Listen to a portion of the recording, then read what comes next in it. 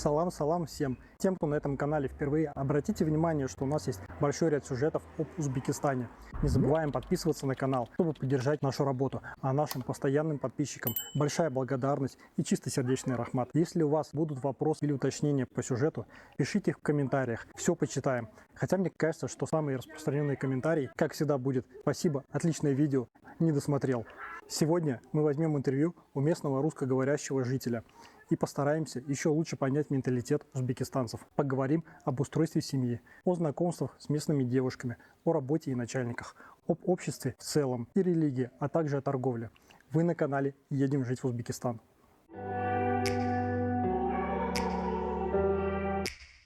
Я приходил, со мной здоровались, типа там, как ваши дела, Да, как ты выходные провел, как все.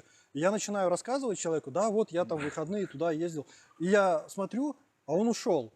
И я говорю никому уже. Я такой: блин, ты зачем спросила, если тебе не интересно? Это да. Второй тоже приходит, я здороваюсь, он там: салам алейкум, что, как здоровье? Я говорю: да не, хорошо, здоровье тоже что-то. Он убежал, второй. Зачем вы спрашиваете, если вы не ждете ответа? Вот это непривычно. Я заметил, я когда первый раз с вами здоровался, это раздражает. Раздражает Это что? так раздражает вот, в иностранцах. Я понимаю, что вы этого не знаете. Хурмат. Хурма – это хурма, Потому что запомните. такие- Хурма – это фрукт. Не слушайте его. Хурма – это фрукт, а хурмат – это уважение. Ай, родной, салам алейкум. Как дела? Вот у нас, короче, ну-ка, газани на камеру. Ну-ка, ай, ай. Вот такой, да, у нас. Дети уже на права у нас 6 лет, спокойно. Приезжайте. Вот, я понимаю, там, если она скажет, я пойду днем с подружками попью кофе, пожалуйста. Я даже Яндекс такси везу. Эконом. Нет, серьезно. Всех приветствую, меня зовут Наиль. Родился и вырос я в Узбекистане, в городе Ташкенте. В данный момент занимаюсь тренерской деятельностью. Работаю в фитнес-клубе Pro Fitness. Находится он в Ташкент-Сити, жилой комплекс Gardens. Приходите, общаемся. Рекомендую Наиля, да. Рекомендую Я сам у тебя. него занимаюсь. Сам занимаюсь у него Мой уже ученик. год, да. Посмотрите на эти бицепсы, на эти трицепсы. Ладно, да. Я вам серьезно говорю, это не шутки. Ну, в общем, по национальности я грузин с татарина. Мама у меня татарка, папа грузин. Все, что еще могу сказать? Да ладно, все. На этом все. До свидания. Так, мы с тобой хотели поговорить вообще о торговле изначально. Приезжающим сюда жить в Узбекистан, да, с чем мы сталкиваемся, это постоянная торговля со всеми. То есть ты даже в обычном магазине, в принципе, можешь торговаться, что-то нужно купить. Вот у меня ощущение, что меня постоянно вообще обманывают на рынках, да. Наиль помог, вот мы ехали покупать на спортивную одежду, Наиль помог мне купить одежду со скидкой в 15%. Хотя я, конечно, ожидал увидеть скидку в 50%. Почему местным делают большую скидку? Почему завышают ценники, чтобы заработать на покупателях, видя, что ты приезжий? Как лучше торговаться? Нужно ли вообще торговаться? Первый вопрос я отвечу вам, почему именно вам, туристам, либо приезжим, тяжело торговаться, вы этого не понимаете. Во-первых, я думаю, в каждой стране турист – это как объект наживы. Что в России, что в Узбекистане, в любой стране, то есть турист, мы же понимаем, что для чего приходит сюда турист, чтобы потратить деньги. И наши узбеки, так как умеют хорошо торговать, видя туриста, видя его незнание самого товара, ценности этого товара, вот как мы, например, с вами пошли, вы говорите, 15% это мало, вам бы еще и повысили бы эту цену. Вот. И даже при этих 15% мне было тяжело торговаться, потому что продавец уже видел, что вы турист, что вы заплатите в любом случае, понимаете? Например, если бы пришел бы узбек, который умеет торговаться, то он бы просто ушел, если бы цена его не устроила, понимаете? Хорошо, так скажем, знаю узбекский, я могу на уровне узбека поторговаться, потому что если я бы был русскоязычный, именно с русским языком, то есть навряд ли мне бы дали большую скидку. потому что когда я захожу в магазин и говорю на узбекском, хотя у меня внешность европейская, так скажем, говорю на узбекском, то это как минимум уже вызывает какое-то уважение у узбека, так скажем, продавца. То есть он уже меня уважает, потому что это у нас в новинку. Почему-то наши русскоязычные люди, которые являются носителями русского языка, не буду я говорить про национальность, русский, неважно, которые разговаривают только на русском, крайне не желают учить узбекский язык. Это парадоксально, потому что это то же самое, что кто-то будет жить. У вас же много народов в России, правильно? Чеченцы, дагестанцы там и так далее. Правильно? Это же все Россия. Вот. Они же знают русский язык. Они все разговаривают на русском языке, потому что они живут в России. А наши русскоязычные люди не знают узбекского. Это большой минус в плане приближения. Вот, например, я работаю на работе. Весь персонал у меня узбеки по национальности, но я в этом коллективе себя чувствую как равный человек, потому что я разговариваю на узбекском, я знаю узбекские традиции, я мусульманин, альхамдулилля. То есть это меня приближает к ним, и они на меня как на равного смотрят, я не являюсь белой вороной. Например, представьте, вы русскоязычный, устроились на работу, в Узбекистане все узбеки, вас не будут гнобить и так далее, к вам будут уважительно относиться, но именно как равного навряд ли будут воспринимать. Не то, что вы ниже или выше. Просто, например, есть коллектив какой-то, да? Если вы не разговариваете на узбекском, они же не должны подстраиваться под вас в коллективе. Например, вот они хотят поговорить по-узбекски, у них свои темы какие-то. Вы уже, то есть как... Выпадаем. Да, выпадаете из этого круга. Понимаете? То есть это уже минус. И я считаю, что это очень большая проблема. Честно, я не понимаю, вот у меня есть даже русскоязычные друзья, я говорю, вот как ты, например, без узбекского же, ну нормально там говорит, да, например. Но приходя на базар, я понимаю, что как хорошо, что я вообще знаю узбекский, я вообще патриот. Нет, я это не на камеру говорю, я правда патриот, я люблю Узбекистан, люблю наш народ.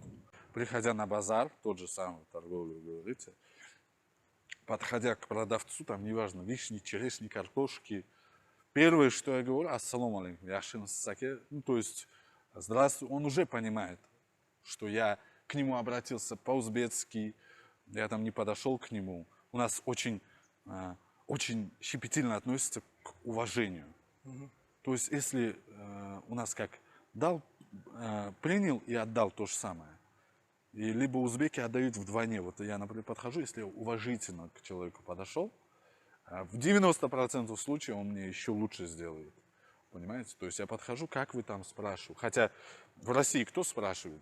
Здравствуйте, как ваши дела? Такого не бывает. Не, никто. Правильно? Я причем хочу сказать, что я когда вот работал в узбекском коллективе, я приходил, со мной здоровались, типа там, как ваши дела, Да, как ты да. выходные провел, как еще.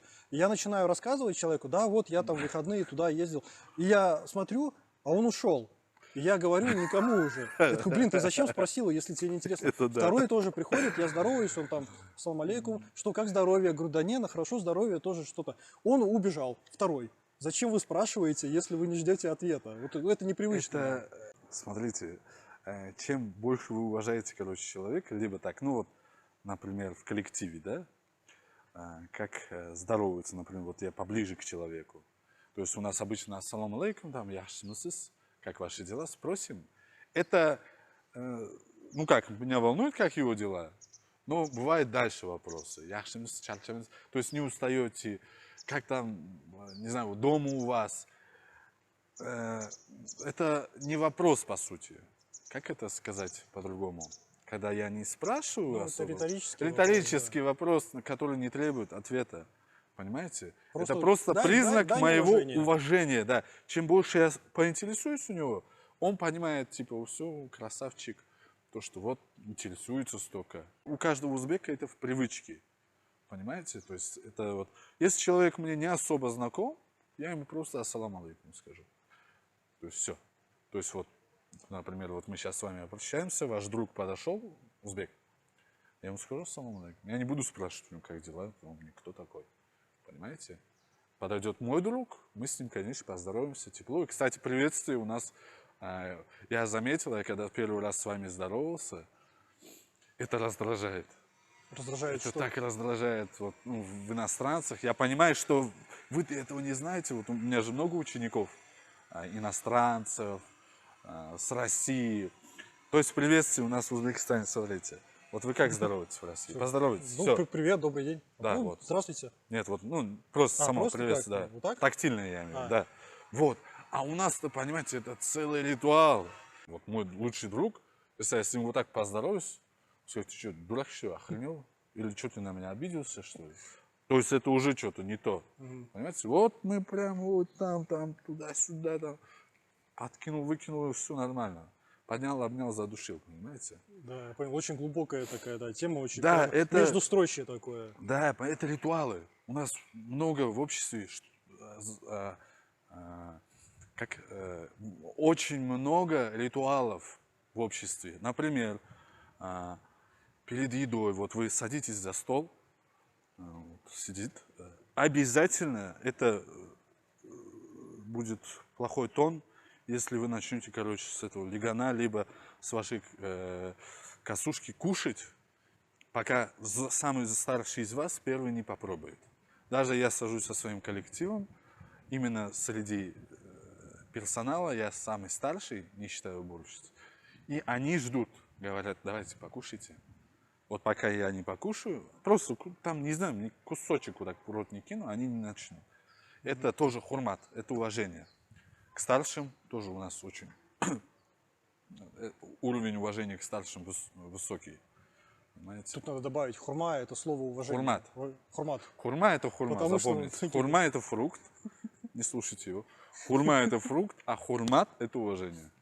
Хорошо. Так что не будьте хурмой, будьте хурматом. Слушай, раз мы пришли о традициях, менталитете, да, немножко об обществе. Я заметил, что здесь такое больше сплоченное общество. Вот если ты в России идешь, там, не знаю, как сказать, какая-то беда случилась, ты один. Ты с этим один, там, может, тебе родители помогут что-то. А здесь прямо вот как одного тронул, сбежался, все друг другу помогают. Это же отлично. Почему так? Вы знаете, то, что в Узбекистане, хотя наша экономика может хуже себя чувствует, чем европейские какие-то страны, но в Узбекистане очень мало бедных людей на самом деле. У нас в каждой узбекской семье, далеко не зажиточной, скажем так, ну не бедный не скажу, среднестатистической семье, дома может лежать там, не знаю, 10 тысяч долларов, это нормально, например, да? Просто вот лежать, на всякий случай, да, потому что они копят. А насчет того, что... Они на свадьбу купят в основном, да? Так это На свадьбу, неважно, машину, понимаете, то есть отец обязательно купит сыну машину. Хоть вот они далеко не богатые, понимаете, вот они одеваются там не роскошно далеко, у них телефоны не блатные, но машина будет. Машина будет, дома будет хороший телевизор, там, как бытовая техника, понимаете? Ну, с виду вы не скажете, что он богатый. Но вот это обязаловка. Вот, то есть у нас как идет? Смотрите, например, семья. Семья это из дальних родственников, дальние дядя, дальние тети, понимаете, брат брата, потому что у нас же в узбекских семьях это минимум 2 ребенка, а так от 3 детей в семье. А насчет того, что вы говорите, вот одного тронешь и так далее, все это вместе они, я вам так скажу, вот смотрите, вот у вас есть, вы узбек, допустим, без хурмы, с хурматом, вы узбек, у вас есть дальний, там, не знаю, тетя, так скажем, да?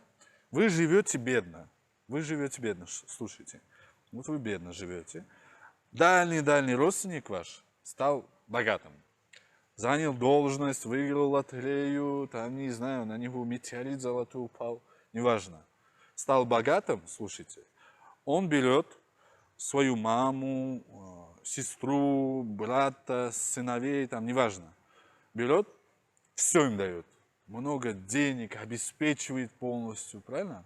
Смотрите, вот эта сестра сестра егошняя, она уже к вам ближе по родству. Правильно?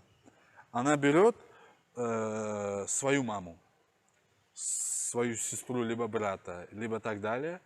Тоже с помощью его ему говорит, давай, короче, их поднимем. Тоже сделаем, у нас же денег много, допустим, да? Все, без проблем. Она берет, им дает. И вот так по цепочке доходит до вас.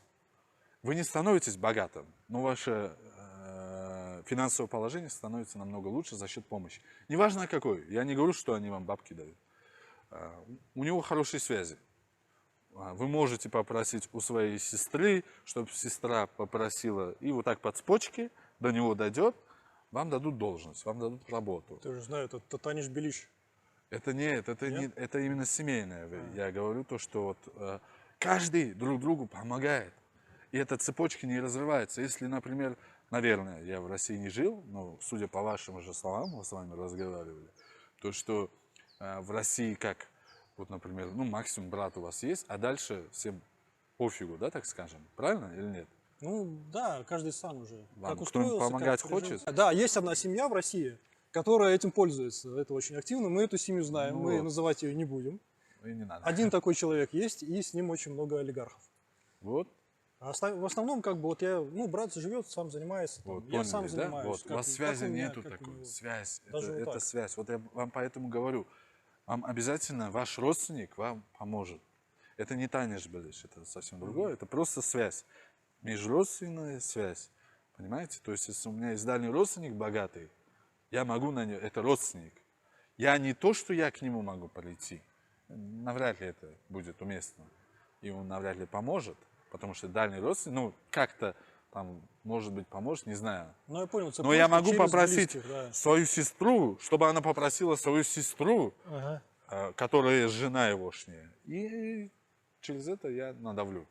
Я еще знаю, очень много здесь религия влияет на сплоченность общества. Вот, Да. что они ходят, мусульмане, вместе молиться, они за счет этого знакомятся. И даже ты можешь быть не родственником, Да. а ты просто можешь кого-то знать. Вот, Вы знаете, я думаю, у нас есть джума намаз, то есть обязательно намаз. Пятничная молитва. Пятничная молитва, да. в Я буду пятницу. пояснять, потому что не все это понимают терминологию. Где-то после полудня.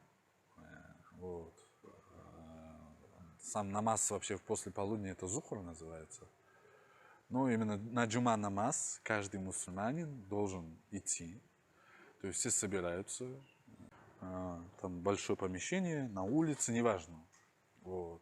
У вас есть джой намаз. Джой намаз это коврик для намаза. Это у нас так. Джой намаз это буквально перевод, это место для намаза. Джой это место, намаз это намаз. Вот. И друг к другу вы встаете. Очень много народу, очень близко, там расстояние впереди, то есть где-то 1,5 метра, чтобы вам поклон совершить. И вот так в ряд встаете, близко друг к другу. Чем ближе, тем лучше, потому что каждому человеку надо уместиться, людей очень много. Но я думаю, то, что именно этот ритуалом можно, я думаю, это назвать, именно эта молитва сплочает, не буду говорить про узбек, каждого мусульманина. Это уже сам ритуал сплочения, потому что ты с незнакомыми тебе людьми, но ты в этот момент ты понимаешь, что они твои братья по вере, понимаете? Каждый человек в мечети рядом с тобой стоит, и ты понимаешь, что ты не один, что ли, я вам не могу это объяснить. Я хожу на джума намаз, но я вам не могу, это чувство, знаете, вот когда вот чужие люди, по сути, но именно в этот момент ты не воспринимаешь их чужих как одно целое, потому что сам намаз, это джума намаз, он совершается, то есть поклон совершаете, вы все вместе одинаково, синхронно все это делаете, понимаете? И сам вот этот ритуал очень сплочает всех мусульман. Мы заметили здесь такую вещь, что очень плохо относятся к животным, особенно к собакам. Ну, собаки, понятно, они религиозно считаются грязным животным, но и кошкам. Вот прямо Кошкам больше, кстати. боятся как будто бы. Как-то очень это странно. Боятся. И не здесь. Ай, родной, ассалам алейкум. Как дела? Вот у нас, короче, ну-ка, газани на камеру. Ну-ка, ай. Вот такой, да, у нас. Дети уже на права у нас 6 лет, спокойно, приезжайте. Вот. Насчет животных и плохого отношения к ним, но тут да, тут, знаете, плохо не взрослые люди относятся, плохо дети. Бывает то, что дети, я думаю, в каждом дворе был такой ребенок, который, там, не знаю, издевался над кошками, может, это в плане воспитания, может, какой-то детской травмы. А насчет травли собак у нас было, да, тут травли собак и кошек, это было противозаконно, кстати.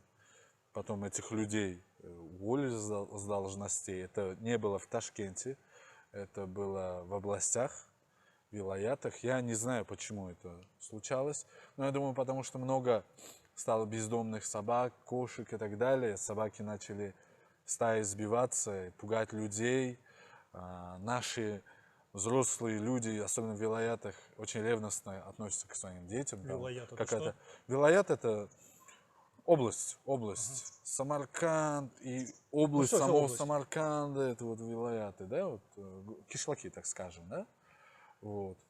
И может, вот представьте, например, в вашем дворе, я не оправдываю вообще эти поступки, я очень люблю животных. Просто я хочу объяснить, что у нас все не так страшно в плане отношений к животным. Были инциденты, как он гоняет, я вообще не могу. Были инциденты, то, что вот у нас отлов был собак, вообще их должны были помещать в эти, как, питомники, Приюты, да. питомники. Питомники. Но какой-то, вот представьте, какой-то начальник, у него с мозгами не все в порядке, с психикой не все в порядке, либо ему выделили бюджет, это уже коррупция называется, выделили бюджет, чтобы поместить этих собак в какой-то приют, открыть, то есть их как-то обеспечивать их проживание в этом приюте. Он взял эти деньги себе, и, конечно, ему будет легче сказать подчиненному, короче, убейте их. Вот. И все, собак нету, не надо открывать питомник, вопросов никто не задаст, потому что нету, все, нет проблемы, все, понимаете? Вот. И кто-то заснял это на видео, как убивали их, например. Вот. И от этого пошло то, что у нас издеваются над животными. Нет, в Ташкенте точно такого нет. Поговорим о девушках, о женах. Где эта кошка? Сейчас пну ее, езжи. Представляете, там, нет. Давай перейдем к следующему вопросу о девушках, о женах. Страна мусульманская. Как принято молодым ребятам вообще знакомиться, да, потому что если какие-то сайты или на улицах, или в клубах, потому что как вот в России, да, это в клубах знакомиться, есть сайты знакомств, Да. на улицах можно ли подойти вот к девушке, познакомиться на улице, как принято? Вот. Сам менталитет этого не особо приветствует, то, что, например, я на улице подойду к девушке, если она мне ответит взаимностью, именно узбечка прям, у которой там родители с большим влиянием, менталитет, сам менталитет, я же говорю, не позволяет, потому что девушка не должна вообще общаться с мужчинами до свадьбы никак, даже не в плане дружбы, я так скажу, в плане какой-то коллега там, либо сотрудник, я сейчас сяду на эту машину, либо сотрудник можно, но межличностные какие-то отношения до свадьбы запрещены. Потому что в основном родители решают, за кого девушка выйдет замуж. Даже до сих пор сейчас. Не во всех семьях, и сейчас это редкостью, кстати, стало, но да, потому что это не приветствуется, если девушка будет общаться с мужчинами. Вот, например, я вам сейчас объясню и посмотрим, как вы ответите. Вы мужчина, который женится, да, приходите в семью невесты, и вам как-то кто-то сказал, либо вы это как-то сами узнали, что эта девушка до вас, не буду в каких планах, общалась, как или что, так скажем, общалась с другими мужчинами. Как вы на это посмотрите? Вообще спокойно, Вот. это нормально. Видите, потому что менталитет у вас европезированный, может, или не знаю, позволяет. Я на это плохо посмотрю, честно. Это минус. большой для девушки, женщины, неважно. Это большой минус. Потому что, ну, мусульман принято вообще, чтобы девушка вообще никак ни с кем не общалась, желательно была покрытая. Потому что наши мужчины, понимаете, когда мы женимся, мы как на это смотрим? Женщина, вот наша невеста, жена в будущем, это не только жена, женщина, там, мать твоих детей, и, как домработница и так далее. Это твоя сестренка. То есть полную ответственность мужчина в нашей стране несет за свою женщину. Везде и повсюду. Если у тебя жена, понимаете, например, ну, нормальный мужчина, уважающий себя мужчина, не будет на улице выяснять отношения с девушкой. Вот представьте, какая-то конфликтная ситуация, даже на работе. Я не буду с женщиной выяснять отношения. Я ей скажу, если у нее есть муж. Я скажу, муж есть? Она скажет, да. Все, мне пусть позвонит, я с ним все порешаю. Это не как хозяин. Это просто ответственный человек. Понимаете? Вы родитель, отец. Когда с вашими детьми что-то случается, какая-то конфликтная ситуация, неважно. Вам звонят. Правильно? Пока они несовершеннолетние, конечно. Вам звонят. Правильно? В любом случае. Вот так же и мы относимся к нашим женам. Понимаете? Мы стараемся их огородить. Как-то я опять от темы ушел. Блядь, одно задаете, я там начинаю. Ну, вопрос был, знакомятся ли на улице люди? Можно ли Знакомятся, конечно, так знакомятся. Это, нельзя. Нет, слушайте, я говорю про тех девушек, у которых родители, понимаете, если у девушки консервативная семья, строгие родители, конечно, она вам не ответит взаимностью, потому что побоится своих родителей, да и вообще это уят. Уят это стыдно, некрасиво, неправильно, понимаете, знакомиться там девушки там, на улице, да неважно, не на улице даже, понимаете. Это все, конечно, делают. Много сейчас у нас европезированных узбеков. Нет, у них девушки все равно как-то более консервативных нравов. Но соцсети, я могу познакомиться с девушкой, но, скорее всего, не прям вот традиционно, которая узбечка. Потому что ее готовят к мужу. Понимаете, она должна быть, я грубо скажу, девственницей. Понимаете, желательно не общавшиеся с мужчинами никак, понимаете? И если у вас, вот я отец, если у меня в семье дочка такая, не тронутая никак, воспитанная, понимаете, милая, хорошая, понимаете, я найду хорошего, богатого ей жениха, даже если я бедный. Если я найду богатого жениха, я не найду, сам жених придет за такой девушкой, потому что их все меньше и меньше по факту. Вот. Жених богатый будет, из обеспеченной семьи, статус моей семьи сразу подлетит. Понимаете? Статус, как вот я вам до этого говорил, статус семьи там, моей сестры, я ее вытяну. И вот эта вся, опять видите, цепочка тоже переходит в эту цепочку. Я именно говорю в плане родителей. То есть, как это действует, понимаете? Это тоже, то есть, за счет дочки, так скажем, я понимаю статус своей семьи, финансовое положение и так далее. Понимаете? Потому что еешний муж все равно, еешние родители и так далее, мы начнем дружить. Еешнему мужу тоже будет как-то неправильно, что ли, что, например, родители моей жены живут бедно, а я богатый. Это казус, будет помогать, да? Правильно? Даже вы бы так сделали, мне кажется. Они... Да ладно, сделал. Да, все понятно. Как ваши родители поживают? Нормально все? Поднял их? Я же говорю. Помогаем. Да? Вот, поняли, да? Так это и действует. А в соцсети, да, конечно, в клубах там больше такая... такие девушки, я понял, в клубы не пойдут. Хорошую девушку вы не найдете, да? Это факт. Я хочу сказать, что и в России в клубе хорошую девушку не найти. Да, конечно. Это хорошую девушку там вы не найдете в клубе. Хорошую девушку. Клуб это не то место, там просто их нет. Где нужно искать там жену, да. Нехорошие девушки, но доступные. какие вот у жен есть права, полномочия. Вот я считаю, да, я расскажу, как я считаю. Я считаю, что мужчина должен работать, а женщина должна сидеть дома, следить за хозяйством, там, за детьми, за порядком. Я прихожу домой, у меня готова еда, у меня все, я дома отдыхаю. Слушайте, Вот. Многие со мной не соглашаются. По этому вот поводу. многие, это, наверное, влияние Европы или Запада, как говорят. Как здесь? Здесь как? Здесь именно так. Да, мужчина, я же говорю, мужчина отвечает за все. Понимаете? И в плане, вы говорите, права жен и так далее, да? Правильно? Вы сейчас Да, это права задали? жены, что? Ну, там, как, может ли она с подружками в клуб пойти, там, не спросив разрешения мужа? Это дело Ну, мужа. вот, Это какой муж, какой мужчина, конечно. В идеале нет. В идеале. Может, нету такого, понимаете? Вот смотрите, вы когда мужчина, можно сказать, разделение обязанностей, мужчина зарабатывает, она дома все делает. Но мужчина добытчик, мужчина обеспечивает свою жену. Она, да, она за хозяйством, все такое, да.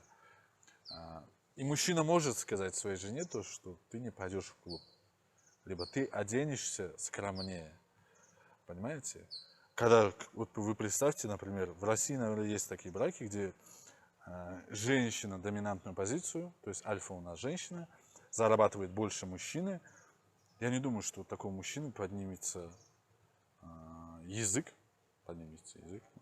язык и поднимается, вот.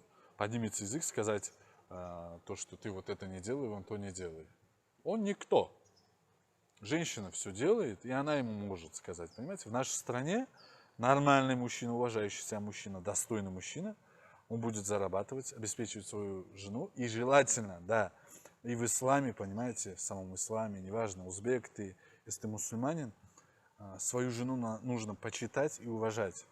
Многие это не делают, то есть они относятся к ним как к рабыням.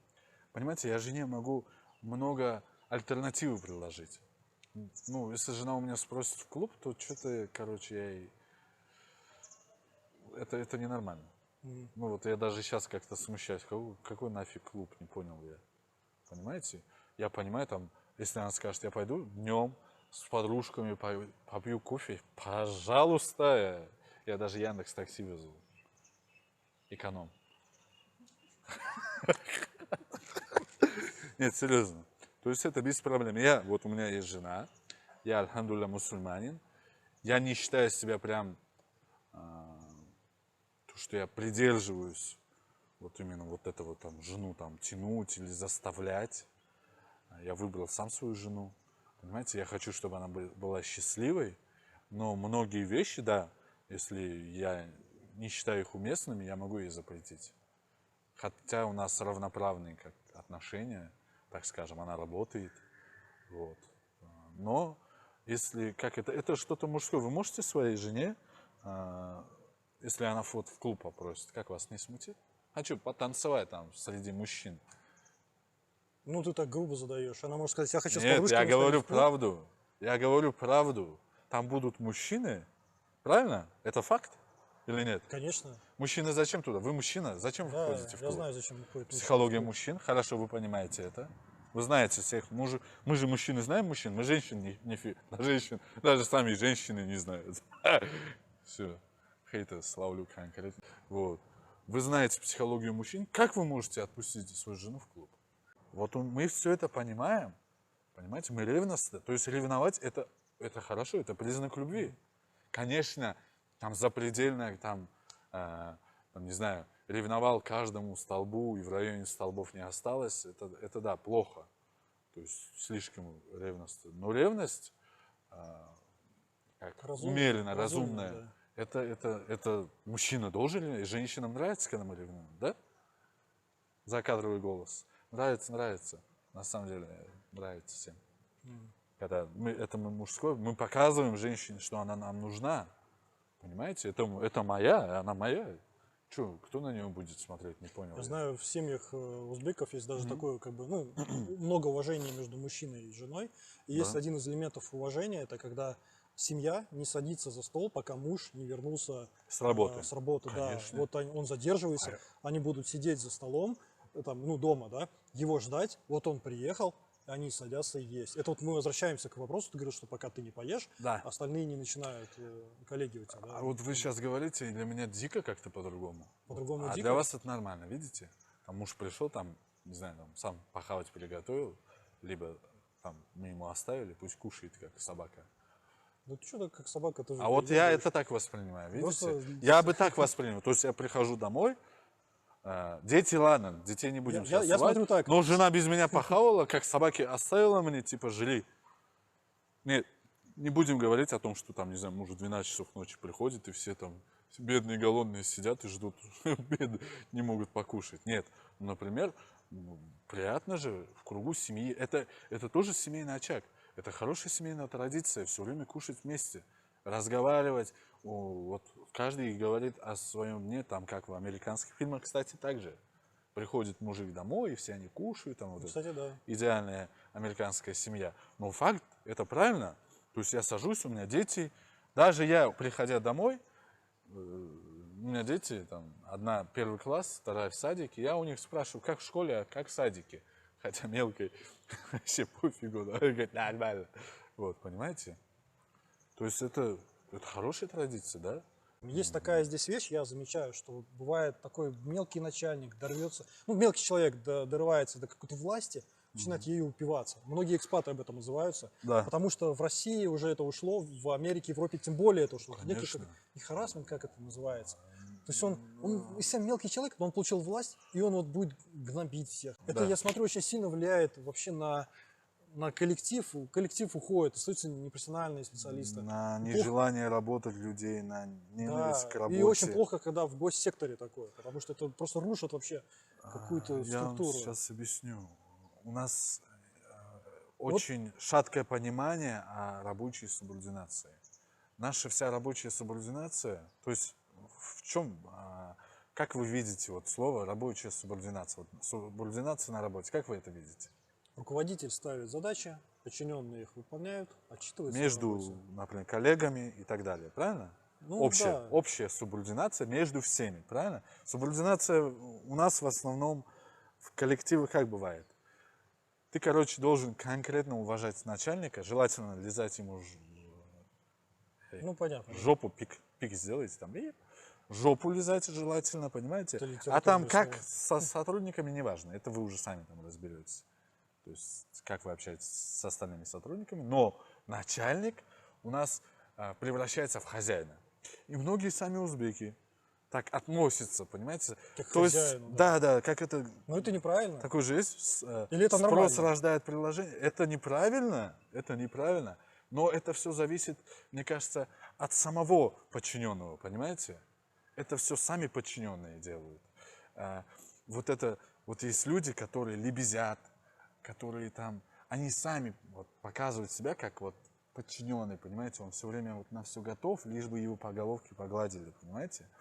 Я, например, не такой человек, поэтому я работаю тренером и не люблю вот этого нашего. У нас, например, допускается, если вот вы мой подчиненный, допускается грубое обращение, понимаете, то есть я вам скажу, ты, там, вот это, что не так делаешь? То есть я как не начальник, это не начальник называется, не руководитель, это хозяин.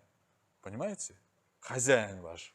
Вы как будто раб, работаете за бабки, но он может относиться к вам как к рабу. Это я так вижу. Я очень негативно к этому отношусь. Но наши начальники могут сказать, ты, либо обматерить могут. Понимаете? А это позволяет. То есть, если ты что-то позволяешь, это с тобой делают. И я считаю, это проблема самого персонала. Понимаете? Ты должен уважать себя как личность, просто как личность, понимаете? Например, на моей работе ко мне никто неуважительно не отнесется, потому что я этого не позволю. Неважно. То есть, если мне начальник скажет, там, Наиль, ты делаешь вот это не так. Я говорю, хорошо, извините, я исправлю. Но если он мне скажет, слышь, ты, там пик-пик сделаете, вот, так я ему также и отвечу, понимаете? Да, это вот большая проблема, я же говорю, в субординации. Вообще незнание этикета рабочего, непонимание. Есть такое здесь. Да. Непонимание персоналом. Начальник-то все понимает, ему же хорошо.